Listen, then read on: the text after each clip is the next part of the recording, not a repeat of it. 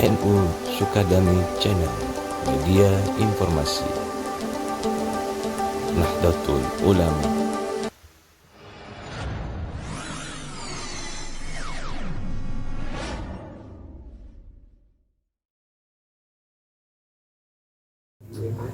Bismillahirrahmanirrahim. Assalamualaikum warahmatullahi wabarakatuh. Innal hamdalillah nahmaduhu wa nasta'inuhu wa nastaghfiruh wa na'udzu billahi min shururi anfusina wa min sayyiati a'malina may yahdihillahu fala mudhillalah wa may yudlilhu fala hadiyalah. Asyhadu an la ilaha illallah wa asyhadu anna Muhammadan abduhu wa rasuluhu la nabiyya ba'dah. Allahumma fassalli wa sallim ala sayyidina Muhammad wa ala alihi wa sahbihi ajma'in, amma ba'du. Fa ya ayyuhal hadhirun ittaqullaha haqqa tuqatih wa la tamutunna illa wa antum muslimun. A'udzu billahi minasyaitonir rajim. Bismillahirrahmanirrahim. Ila hadratin Nabiyil Mustafa Sayyidina Muhammad Rasulillah sallallahu alaihi wasallam wa ala alihi wa ashabihi wa azwajihi wa dzurriyyatihi wa ali baitihil kiram ajma'in wa tabi'in wa tabi'in alladzina hum bi ihsanin ila yaumiddin radhiyallahu anhum wa ila arwahi khususan Syekh Mu'allif al-Musannif fi kitabih Hikam wa ila arwahi khususan Pak Haji Lailatul Qadar Syarif Muhammad Zakaria rahimahullah ta'ala wa nafa'anallahu bi'ulumihim naf'an mubarakan. Al-Fatihah. A'udzu billahi minasyaitonir rajim. Bismillahirrahmanirrahim. Alhamdulillahi rabbil alamin arrahmanir rahim maliki yaumiddin. Iyyaka na'budu wa iyyaka nasta'in ihdinas siratal mustaqim. Siratal ladzina an'amta 'alaihim ghairil maghdubi 'alaihim waladdallin. Halaman 22. Hikmah ke-20. Bismillahirrahmanirrahim. Matannya ma'arodat himmatu salikin antakipa ingdama kusipalaha ila wanadat hu hawatipul hakikoh fa innal ladzi tatlubuhu amamak fala tabarrajat dawahirul mukawwanati illa wanadat ka haqaiquha innama nahnu fitnatun fala takfur. Ma'arodat tepati-pati ngarep bermaksud naon himatu salikin cita-cita jalma anu suluk. Siapa orang yang suluk itu? Aisa irin, orang yang berjalan ilallahi menuju Allah subhanahu wa ta'ala. Hatinya berjalan menuju Allah. Antakipa yen cicing itu himmatu salik ingdama dina perkara kusipa anu dibuka ieu mah laha pikeun itu himmatu salikin pi asna isuluki dina pertengahan sulukna minal ma'arifi buktina pirang-pirang kamaripatan wal asrori jeung pirang-pirang rahasia wal anwari jeung pirang-pirang cahaya bi ayyara kuyen ningali kuyen nekadkeun itu si salik teh annama kana sanyana perkara wasala anu nepi ieu mah ilaihi ka ieu si salik minal ma'rifati tina kamaripatan wa dzauqil ahwali jeung ngarasa rasana pirang-pirang tingkah wa manazala wa munazilatil maqamati jeung pirang-pirang derajat pirang-pirang makom huwa ari ieu ma al-ghayatul qaswa eta antekna kaluhuran wan nihayatu tegasna mah antekna kaluhuran.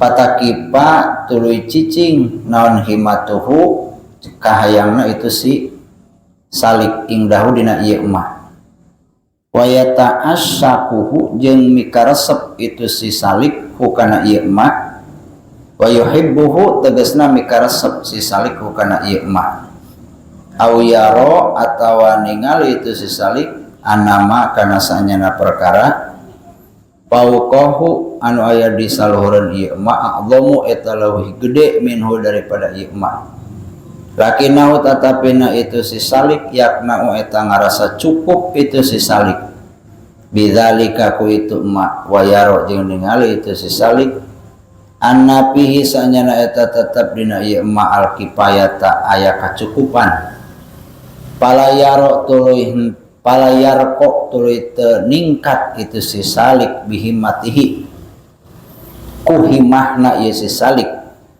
au yaro atau ningali itu si salik kusura himatihi kana pondokna pendekna cita-citana itu si salik anir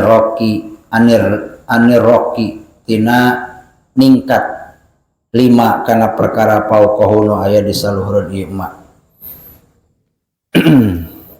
panjangnya halogatana ila wanadat hu kecuali ngagerok hu kana ieu hu kasih salik naon hawatipul hakikati pirang-pirang hatib bangsa hakikat ay al hawatipu tegasna pirang-pirang hatib alati anu tahtipu ngaharewas itu hatib ala qalbihi kana hatena si salik min jihatil hakikatil ilahiyah tina arah hakikat bangsa kapangeranan wayah tamilu jeung pantes naon anal makna sanyana maknana illa nadahu kecuali ngagerok hu kana ika itu si salik naon lisanu halil hakikati lisan tingkah hakikat alati anu kusifat dibuka lahu pegan si salik naon sirrun rahasia wujida anu dipanggilan ieu sirrun pisairi dina perjalananana la takipu maka ulah cicing itu si salik fa inaladzi karna sanyana anu tatlubu nyuprih anjeun hukana ieu aladzi wa huwa jeung ari itu aladzi teh wusulu ka eta nepina anjeun ilal maula ka pangeran wa adami rukuni qalbika jeung teu aya condongna hate anjeun ila syai'in kana sesuatu siwa selain Allah ama maka eta aya di hareupeun anjeun pala takipu maka ulah cicing anjeun ing damadina perkara kusipa anu dibuka ieu malaka pikeun anjeun wala tabarrojat jeung ulah nembong jeung ulah tembong ayat adharat tegasna mah tembong laka pikeun anjeun naon maha sinuha kaalusanana itu himmah naon dawahirul mukawanati pirang-pirang dohirna mukawanat makhluk kata siril holki seperti milihna makhluk laka pikeun anjeun wa iqbalihim jeung yang hareupna itu holki alaika ka anjeun wa tawsi'ati jeung jembar di dunia dina masalah dunia wa dhuhuri khawarikil adati jeung dohirna khawarikul adat kata siril hayawanati seperti milihna pirang-pirang hewan wal masyi jeung leumpang alal ma'i luhureun cai wa tarabu'i jeung hibar fil hawa'i di awang-awang wal ittila'i jeung bisa ningali ala asraril khalaiki kana pirang-pirang rahasiana pirang-pirang makhluk hate maksudna wa khawasil wujudi jeung pirang-pirang khusus kahususihan wujud wa taksiril qalili jeung bisa ngalobakeun anu saeutik minat ta'ami tina kadaharan wa toyil ardi jeung bisa ngalipat bumi wa nawidzalika jeung saumpama anu kabeh mimatina sapalina perkara tamilu anu condong lan nafsu kana ieu mah ila wanadatka kecuali ngagero ka anjeun naon haqo iku pirang-pirang hakikatna itu mukawanat ay bawa tinuha tegasna pirang-pirang batina itu mukawanat nidaan kalawan panggero maknawian anu bangsa maknawi wa ilam tas'ar soksana jantanya anjen be kana ieu mah innama nahnu fitnatun innama nahnu pastin ari kami fitnatun eta fitnah ay ibtilaun tegasna mah ujian cobaan waqtibarun tegasna mah cobaan pala takfur maka ulah kufur anjeun aya pala taktan tegasna mah ulah kapitnah anjeun binaku kami wala taqifu jeung ulah cicing anjeun ingdana dina di kami wala taj'al jeung ulah ngajadikeun anjeun nafsaka kana diri anjeun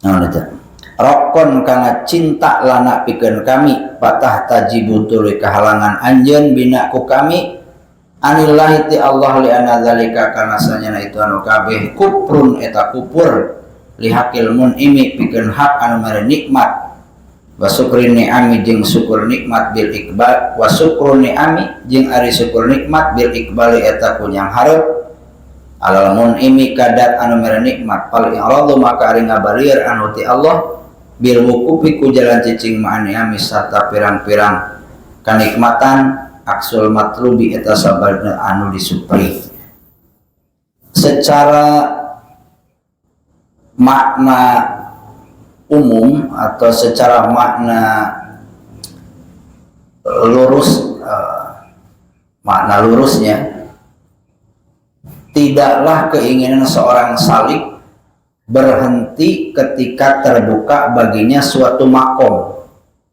kecuali suara-suara hakikat menyerunya. Sungguh apa yang engkau inginkan ada di depanmu. Itu kata suara hakikat atau hatib. Dan tidaklah tampak baginya karomah dohir kecuali hakikat karomah tersebut menyerunya. Kami adalah fitnah bagimu, maka janganlah engkau mengkufurinya. Para ulama menjelaskan supaya mudah dipahami, hikmah ini dibagi menjadi dua makna. Yang pertama, ma'arodat himatus salikin antaki pa ingdama kusipalaha ila wanadatku hawatipul hakikoh fa innalladzi tatlubuhu amamaka. Nah, sampai sana titik. Makna pertama sampai sana. Kana abdun bil amsi saridan an siratillahi ta'ala. Makna yang pertama, seorang hamba, seorang manusia dulunya sering menolak hukum-hukum Allah, menjauhi berjalan menuju Allah. Mu'ridhan an kalamihi, tidak mau memakai hukum Allah. Ketika mau melakukan sesuatu tidak pernah memikirkan haram dan halalnya. Ketika melakukan segala sesuatu tidak pernah memikirkan manfaat dan madaratnya. Hidupnya jauh dari ibadah, dekat dengan kemaksiatan dulunya. Wa sunnati nabihi sallallahu alaihi wasallam, jauh dari kesunahan yang dicontohkan oleh Nabi Muhammad sallallahu alaihi wasallam.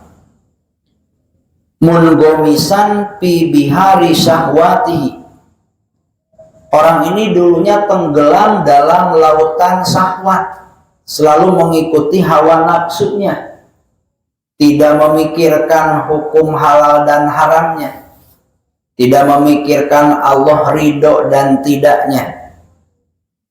Yang penting hawa nafsunya mau dilakonin. Suma adrokathu hidayatullah, kemudian Allah memberikan hidayah. Karena sering ngaji, akhirnya diberikan hidayah oleh Allah. Fasarahallahu sadrahu lil Islam, maka dia menerima Islam. Yang tadinya tidak memikirkan haram dan halalnya, jadi dipikir sebelum bertindak, oh ini halal oke, oh ini haram jangan. Ini manfaat, oke, ini madarat, jangan. Dekat dengan ibadah, jauh dari maksiat karena sudah mendapatkan hidayah. Wa na'lamu ahkamahu, belajar hukum-hukum Allah, akhirnya mau ngaji fikih, mau ngaji tasawuf, mau ngaji tauhid. Yang tadinya tidak pernah mau ngaji jadi mau ngaji. Summa jtahada bi taatillahi bi ada'i faraidihi.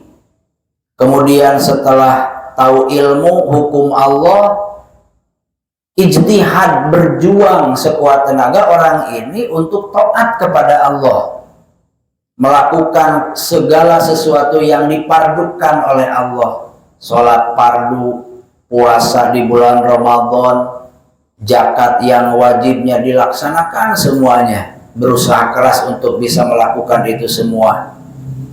Wajtina binawahihi, dan menjauhi larangan-larangan Allah, menjauhi maksiat, menjauhi yang diharamkan oleh Allah.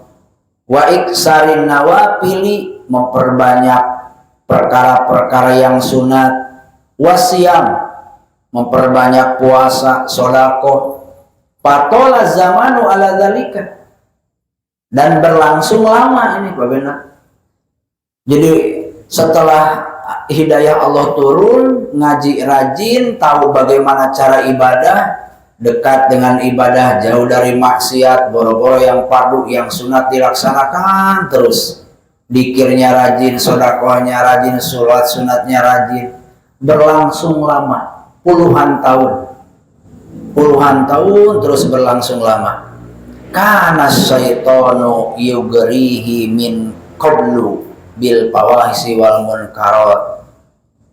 Kemudian datang setan menggoda, membisikkan orang tersebut dengan fawahis, kejelekan dan kemungkaran. Pal'ana iwas bisuko ilan.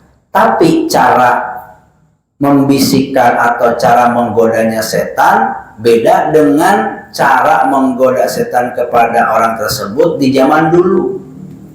Kalau dulu menggodanya supaya mabok, kalau dulu menggodanya supaya nyuri, kalau dulu menggodanya supaya zina, dulu menggodanya supaya jauh dari sholat, jauh dari ngaji. Sekarang tidak, karena sudah tahu hukum Allah. Ya seperti kita lah, kalau kita sudah jauh dari maksiat kan alhamdulillah. Maksiat yang gede-gede, zina ya jauh, mabok ya jauh. Paling mabok perjalanan, kalau mabok yang haram-haram alhamdulillah sudah jauh. Zina, mabok, perkara yang haram alhamdulillah jauh.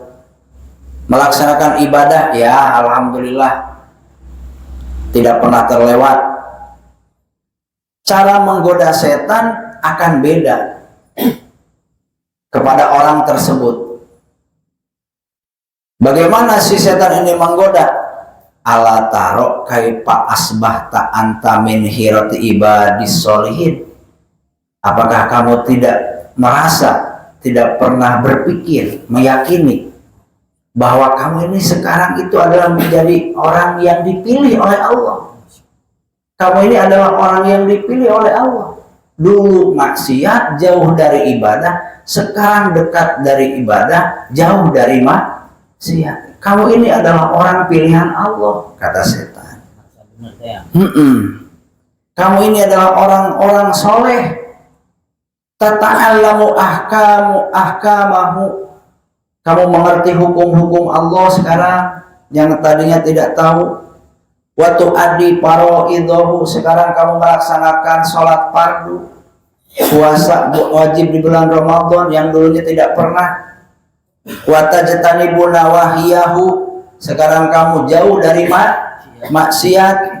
Wa tuksiru nawafil, sekarang kamu banyak melaksanakan ibadah sunat yang dulunya tidak pernah sama sekali. Wa tashabul ulama, dekat dengan para ulama yang dulunya jauh. Qad asbahta min auliyaillah, yakinkan kamu itu adalah walinya Allah, kata setan. Jadi cara ngegodanya gitu nanti Pak Bendot. Pak Bendot rajin ngaji nih, hukum-hukum Allah sudah tahu, ilmu tauhid, fikih, tasawuf sudah ngerti, rajin ibadah, jauh dari maksiat. Setan ngegodanya nggak bakal seperti dulu. Pak Benot jangan sholat, enggak. Pak Benot hayu kelabing, enggak. Hayu mabok, enggak. Justru setan akan mengapresiasi, Pak Benot ini sudah tahu hukum Allah, kamu rajin ibadah, jauh dari maksiat. Apakah kamu tidak ngerti? Kamu ini adalah pilihan Allah. Kamu itu walinya Allah. Dibisikin oleh setan seperti itu. Akhirnya, fa'idza rokana ila hadzal waswas, kalau kita condong menerima bisikan setan tersebut, wa tasarraba hadzal ihah ilal yakin min nafsihi, dan kita meyakini, merasa bahwa kita ini adalah walinya Allah. Benar saya teh wali gitu kan. Dan saya udah jauh dari maksiat, taat, rajin, wajib dilaksanakan, sunat dilaksanakan, doa diijabah, makbul, wali, diyakini wali, dirinya diyakini orang soleh. Ada ila akbaha minal makanis sabiqah, maka dia kembali kepada tempat yang lebih jelek dari sebelumnya. Orang yang merasa dirinya baik, orang yang merasa dirinya wali, orang yang merasa dirinya orang-orang soleh, lebih jahat daripada orang yang banyak maksiat dohir. Subhanallah. Jadi hati-hati ya, godaan yang paling menakutkan yaitu setan menggoda kita seolah-olah mengapresiasi, padahal ingin menjerumuskan ke dalam jurang kemaksiatan yang lebih dalam lagi dibandingkan sebelumnya. Yang gimana nggak ngerasa wali? Coba kadang-kadang kalau kita rajin ibadah ngerasa paling ahli surga, jauh dari maksiat, dekat dengan taat, ijabah doa, hidup tenang, rezeki lancar. Wali aing ya cenah gitu. Wali cenah gitu. Merasa dirinya orang soleh. Nauzubillahi min dzalik.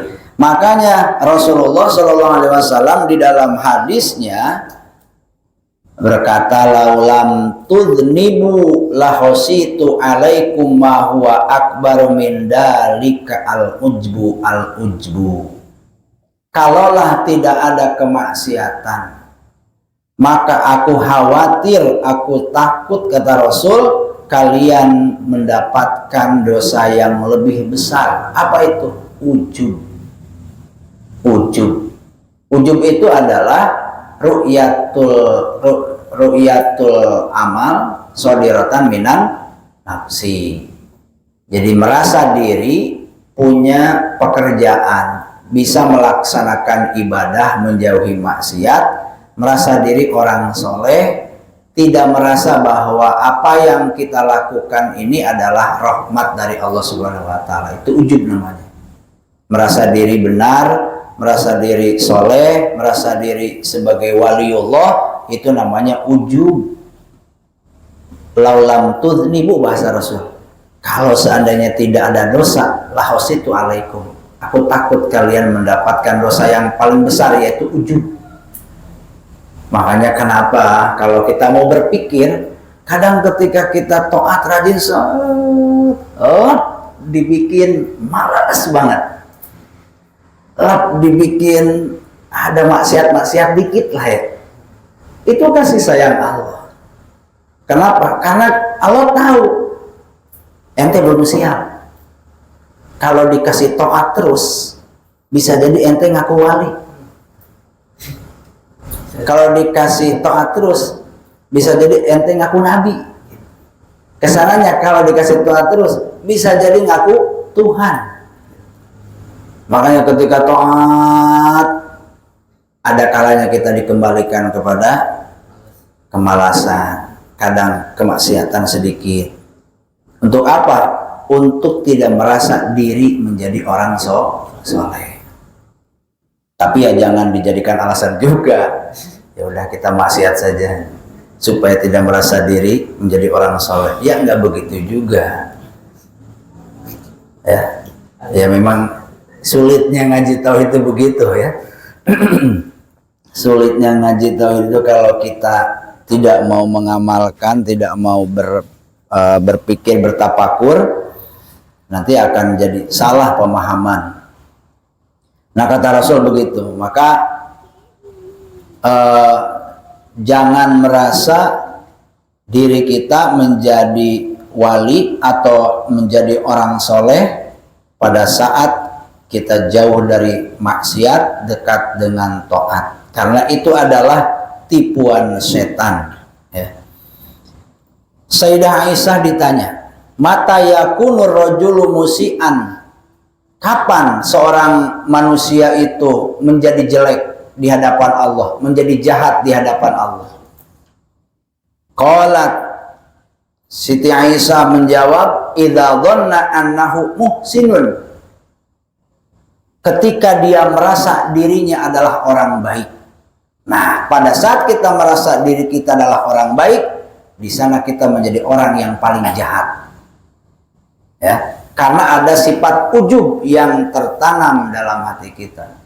Kalau kita merasa diri kita orang baik, itu kata Sayyidah Aisyah.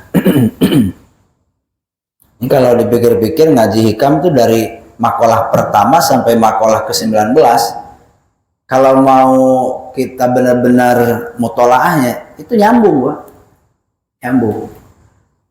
Diawali dengan pondasi tauhid, gitu kan, di makalah pertama 2, 3. Kemudian kesininya dibangkitkan semangat untuk mengenal Allah, dibawa lagi ke ibadah dohir. Artinya pondasinya kuat, didorong untuk rajin ibadah supaya mendapatkan nur dari Allah. Setelah kita rajin ibadah dohir, dikembalikan lagi kepada batin. Jangan sampai merasa kita menjadi orang soleh gitu. Nah kalau diamalkan pas gitu. Kalau kita mengamalkan makalah pertama sampai makalah ke-19, maka ketemu makalah ini akan kena kamari aing gitu. Nah, tapi kalau nggak mengamalkan ya nggak bakalan ngerasa. Makanya harus diamalkan supaya ngerasa. Jadi setiap ngaji pasti hati kita akan terpukul dengan makalah-makalah selanjutnya. Karena ada perkembangan apa bahasanya? Intuisi, perkembangan rohani kita, perkembangan naluri kita dalam mencari kemakrifatan kepada Allah Subhanahu wa taala. Nah, tapi kalau tidak diamalkan ya begitu. Jadi nggak bakalan kena gitu. Padahal semuanya nyambung. Nah, itu makna yang pertama. Disebut orang yang mengamalkan ilmu tauhid di dalam kitab hikam ini ya disebut salik. Orang yang berjalan menuju Allah Subhanahu wa taala dengan ilmu dan ahwalnya. Asari ilallah bil ilmi wal hali. Orang yang suluk kepada Allah. Nah, bagaimana upaya kita supaya selamat dari godaan setan? Karena setan itu akan menggoda manusia lewat 7 tingkatan.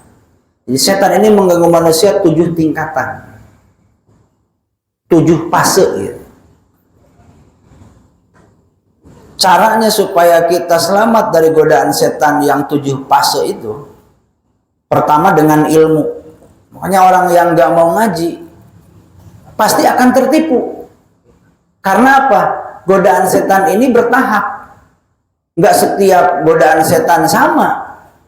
Nggak setiap setan itu menggoda ngajak kita meninggalkan sholat, mendekati maksiat. Enggak. Beda godaan setan kepada orang yang sudah rajin ngaji, rajin ibadah, dengan godaan setan kepada orang yang tidak pernah ngaji, tidak mau ibadah. Beda. Makanya ada 7 tahapan godaan setan. Caranya supaya kita selamat ilmu. Yang kedua, doa. Artinya kita butuh kepada Allah, butuh pertolongan Allah. Yang ketiga, mempunyai kawan yang baik. ya, yang sama-sama punya niatan untuk makrifat, dekat kepada Allah Subhanahu wa taala, sehingga nantinya akan saling mengingatkan, ya, circle-nya, lingkungan, pergaulan, ilmu, doa, kawan yang baik. 7 tingkatan godaan setan itu apa saja? 1. Setan itu akan mengajak kufur kepada manusia. Ya. Setan akan mengajak kufur kepada manusia. Ya. Ilmu untuk menjauhi ajakan ini, maka di dalam Al-Quran dijelaskan, wa ma liyala a'budul ladzi fatarani. Insyaallah kalau ke kita, setan tidak akan ngajak kufur, karena Islam kita sudah kuat dari lahir. Disebutnya Islam turunan. Islam bukan iman, ya. Islam kita sudah kuat dari lahir. Ya, Islam di Indonesia benar-benar kuat pada kami, ya. Benar-benar kuat. Contohnya, orang yang nggak pernah sholat, yang nggak pernah masuk masjid saja, kalau Nabi Muhammad namanya dihina, paling depan bawa golok, kan begitu. Sah ngahina Nabi aing kadek wah. Padahal sholat mah tahara, ke masjid tahara. Tapi ketika Islam diganggu, mereka sakit hati. Islamnya kuat dari lahir, tapi walau a'lam imannya. Jadi kepada kita itu setan tidak akan menggoda untuk kufur, insya Allah. Kalaulah ada setan mengganggu kita kufur, maka katakan kepada diri kita, kepada setan, tidak ada alasan untuk kita untuk tidak beribadah, untuk tidak bertauhid kepada Allah yang menciptakan kita semuanya. Kedua, tahapan setan, ajakannya la tuti' rabbaka. Islamnya kuat nih, Islamnya kuat, maka dia akan menggodanya dengan cara la tuti' rabbaka. Jangan taat kepada Allah, jangan ibadah, jangan sholat, jangan zakat, jangan puasa. Setan nggak akan ngajak ayo keluar dari Islam, enggak. Kepada orang yang Islamnya kuat, setan ini akan mengganggu dengan cara la tuti' rabbaka. Jangan ibadah kepada Allah, jangan taat kepada Allah. Bagaimana cara menghadapi ajakan ini? Ya, dengan ilmu juga. Ilmunya adalah wa ma khalaqtul jinna wal insa illa liya'budun. Ingat. Yang ketiga, ajakan setan tahapannya adalah memperbanyak ibadah di masa tua. Orang digoda supaya tidak sholat, sudah tidak mempan. Orang digoda supaya tidak ngaji, sudah tidak mempan, sudah kuat nih. Ibadahnya rajin, jauh dari maksiat, rajin ngajinya, digoda sama setan untuk meninggalkan itu semua sudah tidak bisa. Maka setan akan merubah ajakannya. Ajakan setan yang ketiga, bagus, kamu harus memperbanyak ibadah, tapi nanti saja di masa tua. Jangan sekarang. Sekarang mah biasa-biasa sajalah. Jangan terlalu banyak. Ibadah ya ibadah, tapi jangan terlalu banyak. Kamu masih muda. Biasanya yang muda umurnya panjang. Nanti saja di masa tua, kalau kita sudah tidak mampu apa-apa, banyak sakit-sakitan, baru banyak ibadah. Setan pasti gitu. Jadi pengalihan. Pertama diapresiasi, harus bagus kamu banyak ibadah. Tapi jangan terlalu banyak, nanti saja. Di nanti-nanti. Padahal tidak tahu. Umur itu sifatnya tidak ada yang tahu. Banyak yang masih muda meninggal dunia. Banyak yang tua meninggal dunia. Walaupun secara kebiasaan yang mati itu yang sudah tua gitu. Tapi banyak juga yang masih muda mati gitu. Yang keempat, ajakannya setan ini untuk manusia, mereka mengajak bersegera melakukan ibadah, tapi dengan kuantitas yang banyak tanpa memperhatikan kualitas. Digoda supaya meninggalkan sholat sudah tidak kuat, tidak mempan. Digoda supaya ibadahnya diperbanyak di hari tua sudah tidak mempan. Maka setan akan merubah lagi. Cara godaan setan, silahkan banyak ibadah di masa muda. Tapi jangan memperhatikan kualitas. Akhirnya banyak orang yang pengen dikir la ilaha illallah 4444 tanpa melihat kualitas. Loh, ada begitu kan? Iya. Kuantitasnya oke, tapi kualitasnya kurang baik. Mengejar banyaknya ibadah tanpa memperhatikan kualitas. Banyak puasa, tapi tidak diperhatikan kualitasnya. Banyak baca sholawat, tapi tidak diperhatikan benar dan tidaknya bacaannya. Yang penting banyak. Itu tertipu juga oleh setan. Yang kelima, ajakan untuk mempertahankan ibadah secara perlahan tapi istiqomah supaya dipuji orang lain. Karena digoda supaya memperbanyak ibadah tanpa memperhatikan kualitas tidak mempan, akhirnya setan merubah lagi godaannya. Oke lah, perhatikan kualitas ibadah kamu. Pertahankan ibadah seperti itu. Supaya apa? Supaya kamu dipuji orang lain. Dibisikin oleh setan seperti itu. Yang keenam, bisikan setan, kalau kamu sudah ikhlas, berarti kamu wali. Nah, ini bisikan setan yang keenam nih. Yang ketujuh, buat apa bersungguh-sungguh ibadah kalau takdirnya masuk neraka? Buat apa bersungguh-sungguh menjauhi maksiat kalau takdirnya masuk surga? Nah, jadi tingkatan godaan setan itu beda-beda. Tidak akan sama ke setiap orang ya.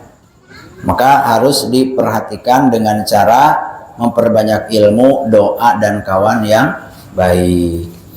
Hadirin hadirin rahimakumullah. Kemudian yang keduanya tadi, wala tabarrojat dawahirul mukawwanat illa wanadatka haqo ikuha innama nahnu fitnatun palatakpur.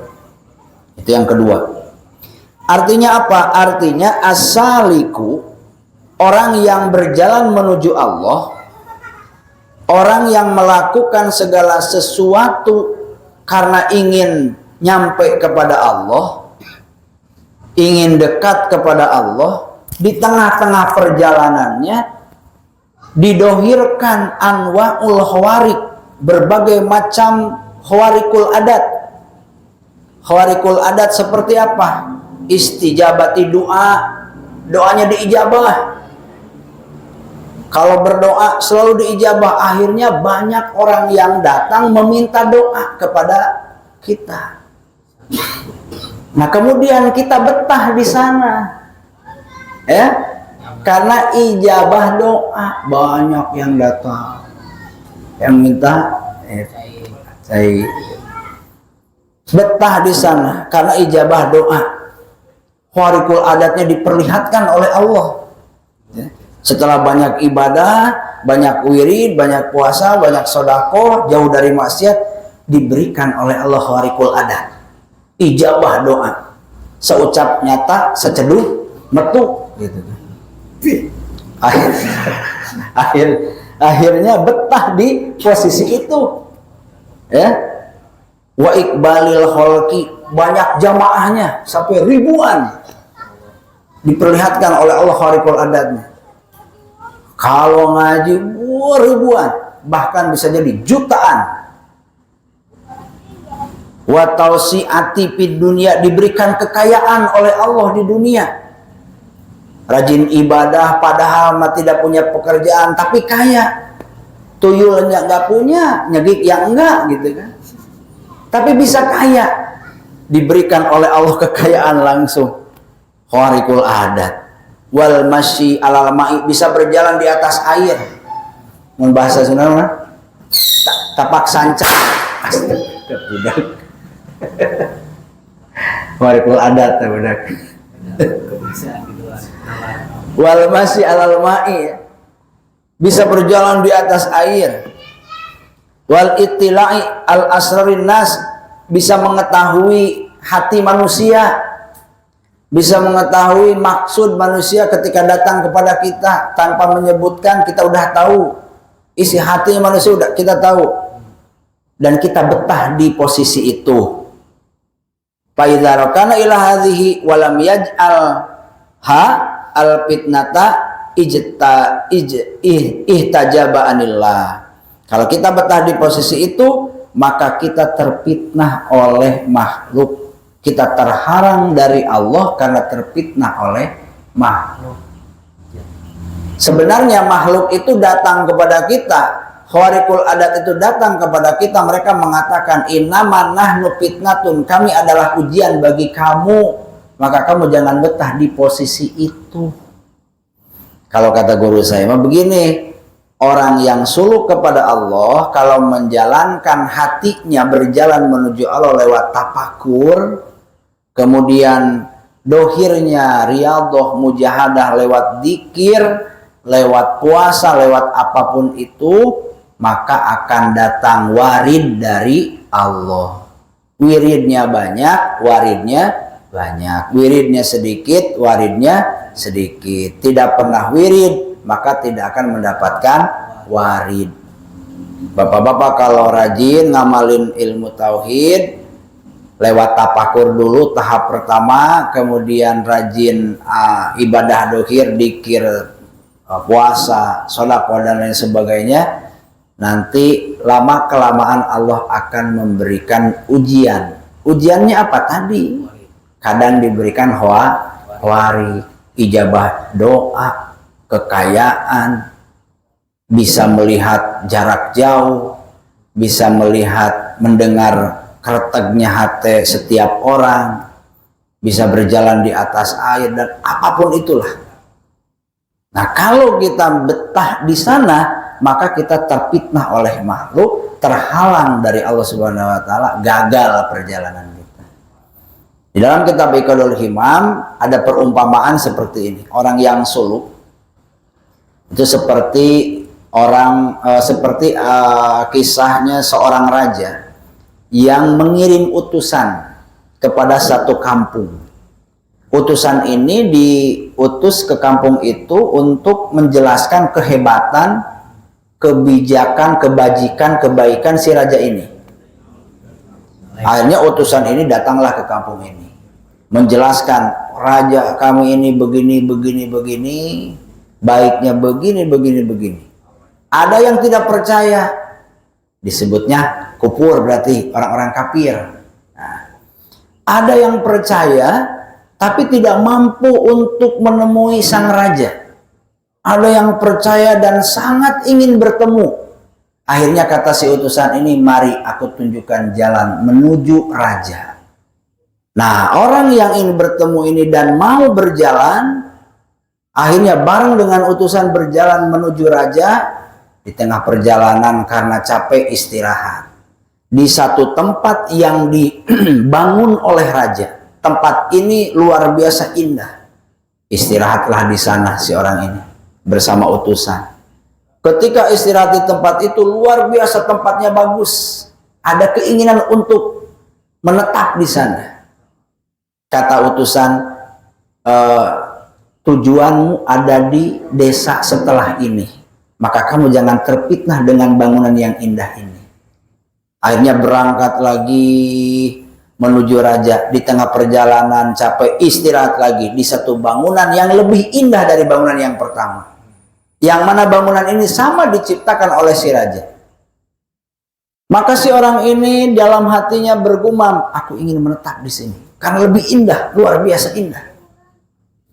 Dan seterusnya sampai si utusan ini memberikan informasi bahwa apa yang kau inginkan ada di desa selanjutnya. Nah, ini perumpamaan untuk orang-orang yang suluk. Artinya ketika kita suluk berjalan menuju Allah, nanti kita akan digoda, diberikan ujian oleh Allah dengan hal-hal yang luar biasa indah. Karena apa? tahapannya kan ini alam mulki. Kalau kita misalnya naik akan masuk ke alam malakut, alamnya para malaikat. Sebelum ke alam malakut, maka kita akan mampir ke alam jin. Alam jin masih ada di alam dunia. Nah, di alam jin ini banyak keindahan-keindahan, keistimewaan-keistimewaan, kehebatan-kehebatan. Kalau kita betah di sana, terfitnah oleh keindahan di alam jin, maka kita akan stuck, berhenti perjalanan di sana, tidak nyampe ke Allah. Nah, makalah ini memberikan isyarat itu bukan tujuan kita. Tujuan akhir kita adalah Allah Subhanahu wa Ta'ala. Dan ini bisa diterapkan dalam setiap perkara. Kalau kita dagang nih, untung, bukan untung yang jadi tujuan. Tujuan akhirnya adalah Allah Subhanahu wa Ta'ala. Kalau kita dagang nih rugi, jangan stuck di ruginya, karena tujuan kita bukan rugi. Tujuan dagang adalah Allah Subhanahu wa Ta'ala. Cukup ya. Mudah-mudahan ada manfaatnya. Mudah-mudahan Allah memberikan hidayah kepada kita untuk mengamalkan ilmu tauhid, memberikan rahmatnya untuk memperbanyak ibadah, wirid, sampai mudah-mudahan kita mendapatkan warid. Amin ya Allah ya Rabbal alamin. Wallahul muwaffiq ila aqwamit thoriq. Assalamualaikum warahmatullahi wabarakatuh. Sebelum ditutup doa, barangkali ada pertanyaan, silakan.